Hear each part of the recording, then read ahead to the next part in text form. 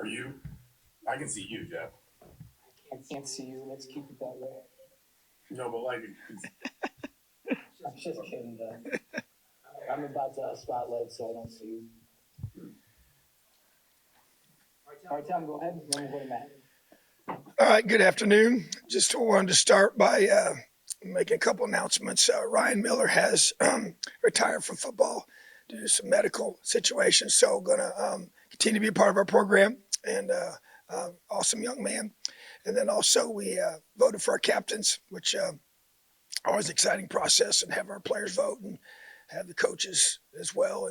And we've 5 captains for the 2023 season.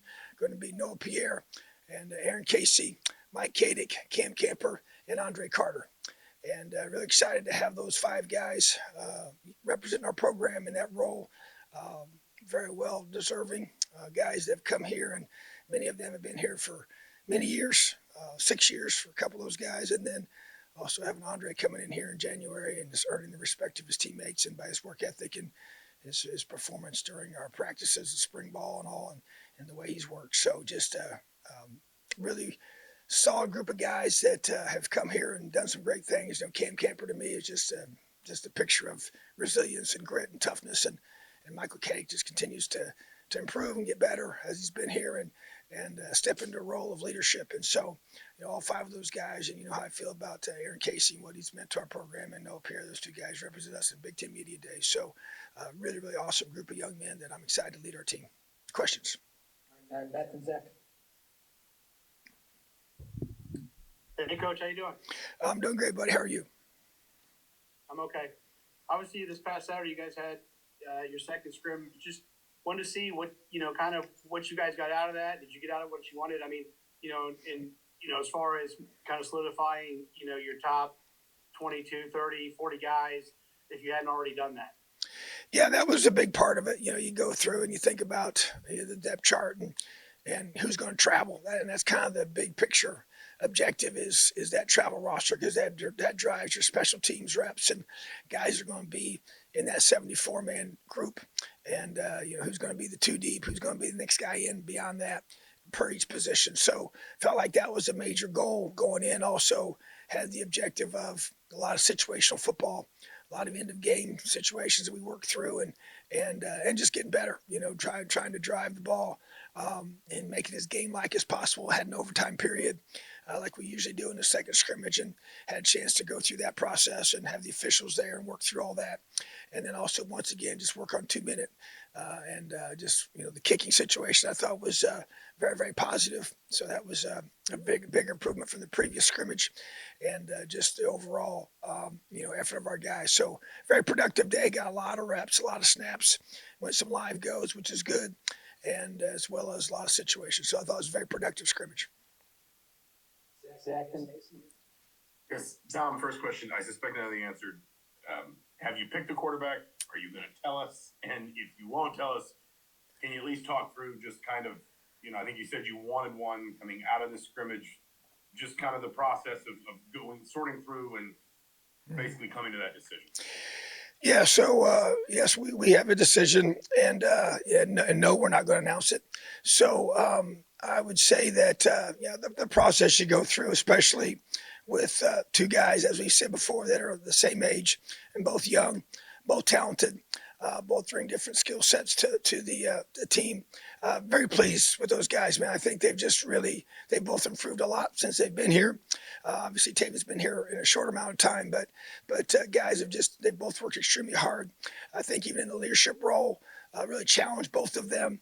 And they've grown in those areas and are viewed in that regard. So I think that, 2 young men that we feel very, very good about that have great qualities.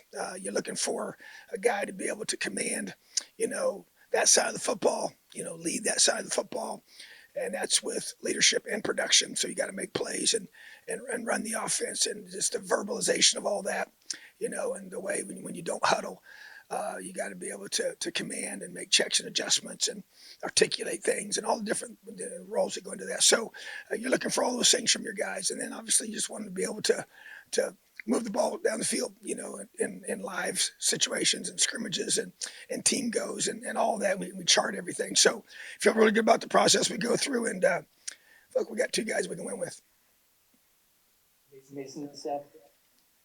Coach, you just kind of mentioned it there. You said you feel you have 2 guys that you can win with. With this decision now being made, is it a decision that you can see playing out and staying at your decision for a while? How long do you think the leash is for your starter at this point? Oh, I don't want to get into all that. I think the bottom line is that we do feel like we have 2 guys that are really good players, and excited about that. It's obviously a situation that you want to be in, to be able to have more than one. And then obviously Dexter continues to work hard to rehab and get back, and got a lot of meaningful reps as well. So just bottom line is we know we got to be able to have multiple quarterbacks to help us win and do what we need to do in 2023 season. Seth and Todd. So kind of a two-parter. You just mentioned Dexter. I was going to ask you just about any health updates coming out of fall camp, particularly with Dex and Cam Camper. Just where are those 2 at heading into, coming out of camp, heading into game week? And as far as all your, you had other position battles outside of quarterback, kicker, wide receiver, and just kind of rotation on the defensive line. Just have you kind of solidified your rotations there? Where are all those position battles at? Yeah, I think that as you kind of go through your questions, Dexter continues to progress, and it's just an ongoing thing. So really, probably not much is different than the last time we talked about it. Just trying to. He will not be available to play in these first few games, and so will not even probably dress for that in that regard. He's not going in. So, but once he's able to do that, then we'll continue to see what he can do from a mobility perspective, and obviously continues to throw, and he'll continue to be developed, and he'll practice with us and do everything he can do to be able to be in that position. And then Cam Camper is doing a great job. Feel like he's ready to go, and should be game 1 starter for us, and expecting him to play. And obviously, anytime you have a guy like that, you may have a pitch count mentality, but in regards to just being when he's out there, he should be full bore, and he had a chance. He went live with us, for some reps, which is important. Don't always do that with guys coming back from that injury, no matter what position you play, but just did some research on that and felt like that was important for him to be able to have that confidence in it. So that went well. It's been tackled, and so that's a unique thing as well. So feel good about that. And then other guys, just the position battles, the kicking situation, it seems to be becoming more and more clear all the time, and I feel good about where we're at there. And then also, you talk about defensive line, I think that's becoming more and more clear. Feel good about it. That's a group you obviously rotate quite a bit. Receivers, we're going to play quite a few receivers, and got good depth there, and also in the secondary, you're really trying to get the top 5 or 6 guys. They're going to rotate in and play, and then those guys involved in special teams. So you're going to probably travel 6 corners, and those top 4 guys will do most of the playing. But then you have a couple other guys that got to be ready to go, and they'll be on special teams and be subs there as well. And then same at safety and linebacker positions where you got to have special teams guys. Same at tight end. So and we're just going to we'll play. The goal is to play a fair amount of guys just to keep them fresh and allow them to be able to have the ability to finish strong in the fourth quarter. And every position will be a little bit different in that regard. But at the same time, I think our scrimmage this past weekend was big for that. And even these last couple of days, we had practice on Monday and Tuesday of this week. Before we got into Ohio State preparation, which began today. We really worked a lot on just fundamentals and technique and just kind of solidifying some of those spots and where we feel like we need to be from a depth chart perspective. So feel good about where we are and just trying to continue to, build that, solidify that here next couple of days. A couple of guys that were maybe dinged up a little bit. We did some running this morning here. We'll find out here a little bit about their status for practice tomorrow, but nothing really been that long term. So just it's been a pretty healthy fall camp overall, and just got to continue to be able to do that here these next couple of days. Then we'll get into game week next week. Jack. Multi-pronged question that relates to the same thing. For all of your position battles through camp, did they develop at the pace that you wanted them to?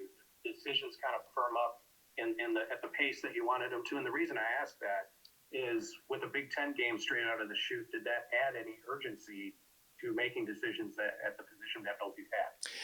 Yeah, I think it does, and I think that, you got to feel really good about those spots, especially the guys that are going to be the ones in the twos. They're going to do most of your playing.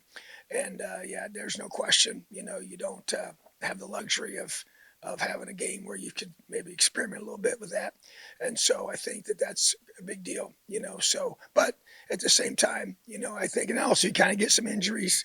If a guy misses a couple days, and you can't get that chance to evaluate that part of it, that kind of maybe elongates it a little bit. Had that situation at the kicker spot, and now that Nico's back and kicking, so that probably delayed that process a little bit. Now, I would say it'd be true for a couple other positions as well. So, but I think we kind of got through that here these last couple of days, and even the few that we're still trying to solidify here in the next couple of days will be because of that. But overall, yeah, the Big Ten opener, as I always have said, it creates an urgency in your preparation, and the depth chart is no different there. Jack and Pete.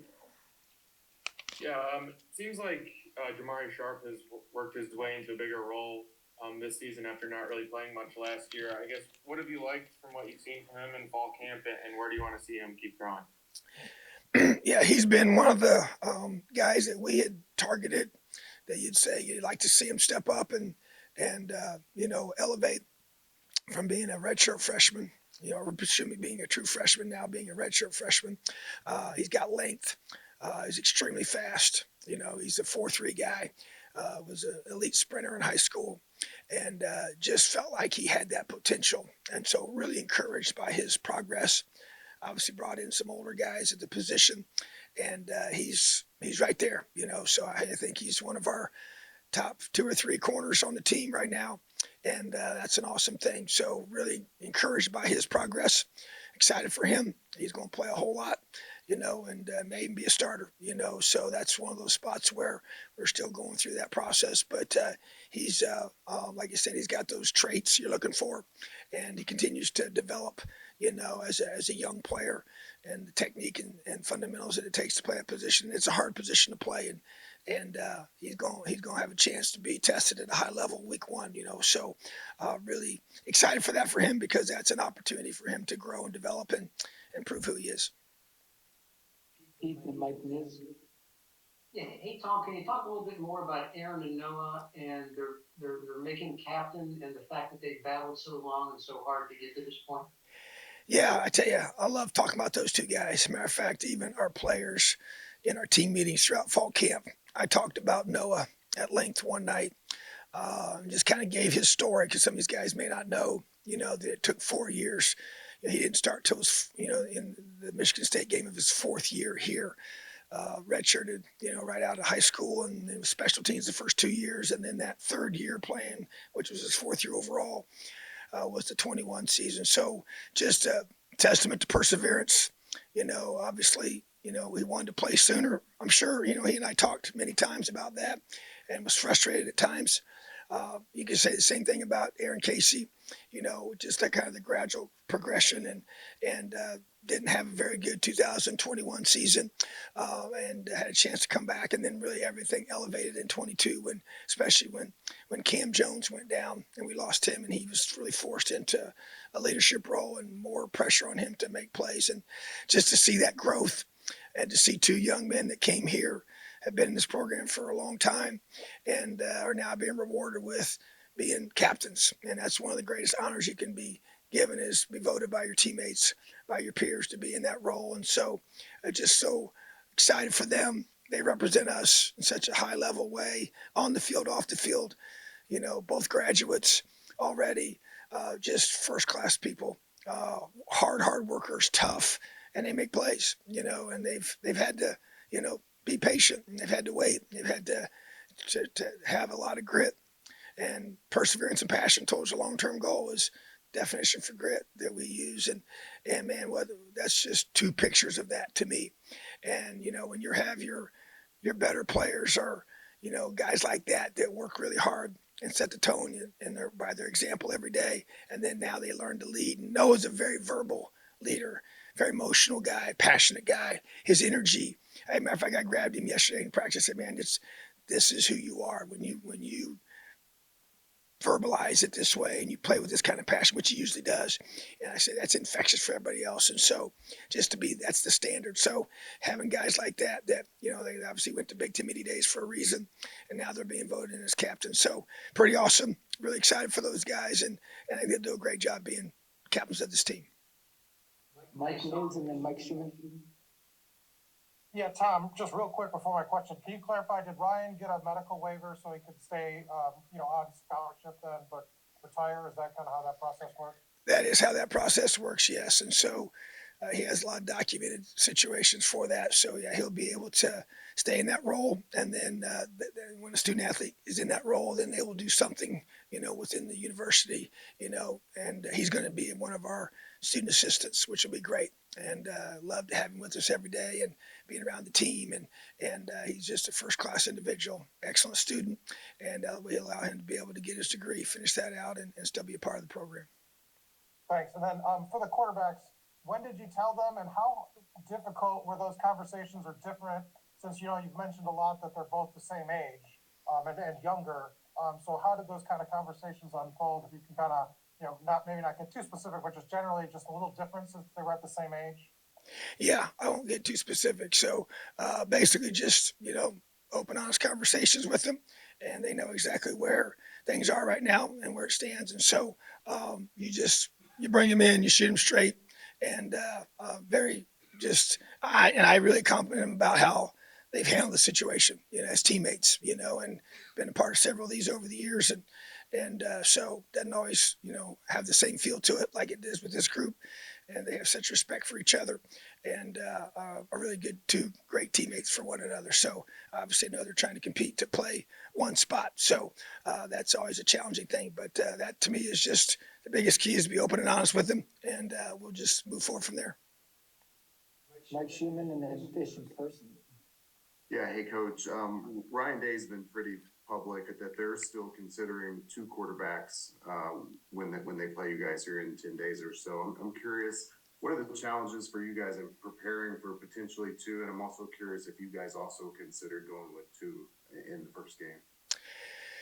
When I look at their situation, it creates challenges, because they're two different quarterbacks. And so we have to go through and have a plan for both, and be able to, when you expect both of them to play, which it looks like that's going to be the case, then you have to have, plans for each individual. Now, obviously, their core concepts are going to be consistent, but the skill set of each player is where the differences come. So both very, very talented players, definitely do some different things, in a different way from a skill set perspective, which is usually the case with most individuals. And so, yeah, it definitely, if they're identical, it's maybe a little easier schematically to have the plan that is really kind of transferable. I mean, we've had it to where in the past where you've had, calls for a certain jersey number when he's in the game, and other calls when this quarterback's in the game. And so, not saying it's going to be to that extreme with these two, but definitely some situational things would be different without question. So, and I think that's the bottom line for us is that, we just going at this thing together and figuring it out, So, but the bottom line is that anytime you don't have a clear, knowledge of who's going to be doing all the playing or the majority of it, it definitely creates challenges for your staff. All right, Fish, and then we'll wrap up with Jim Coyle. I'm asking the question about returns. I know Jalen Lucas is primary, but have you decided on if you're going to use someone else in the punting return role or in the kick return role in any other standpoint as far as a backup is concerned or whatever? Yeah, so he's the primary guy, in both roles, and so we've got several different guys as kick returners. David Holland would be a top guy to be the next kick returner in the game, big physical guy that can run, and that's a position where you can sometimes get some big hits, So, and now the punt return, that's a little bit different because that's such a difficult task to be able to fulfill. DQ is a guy that's done that in the past, and is very comfortable back there. DeKeith Carter, and so feel like he has a chance to do that. And then Cam Jordan's another one that's very smooth back there, very natural. Noah Pierre's also taken a lot of punts, catches, opportunities. So those 4 guys total, including Jalen, have been the top 4 guys we've had back there. So Jalen will be the key guy for each, and then we'll have guys that'll be rotational behind him if need be.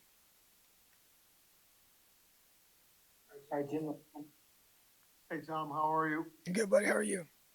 Good, sir. On the quarterback battle, I know it was very, very close and a hard decision, but what was the difference that led to the decision? What did you see that you thought that we're going to go this direction? Not that the other one is down, it's just that somebody obviously had to separate themselves. And what was that difference maker? I think as you go through, when you make these difficult decisions, I think you just go through and you basically just say, okay, when you go live or you move the football, and I say live, I'm talking about, game-like situations, and we have move the ball periods in practice where we just put the ball down and we play football, on both sides. We don't script them, and the calls come in based on the situation. And those scrimmages are obviously set up that way, but even in practice, we do that quite a bit in 2-minute situations. And so you go through and look at those really where you kind of probably separate yourself and try to make decisions based off of that. But, the bottom line is that like I keep saying, we got 2 talented quarterbacks. They're just both young, haven't played a lot collegiately. And so excited about that opportunity to be able to have guys that more than just one guy that you feel really good about. So, and then you got the third part of the equation is Dexter and the potential for the future. So just when you go through, you just got to say, okay, who gives us the best chance to win?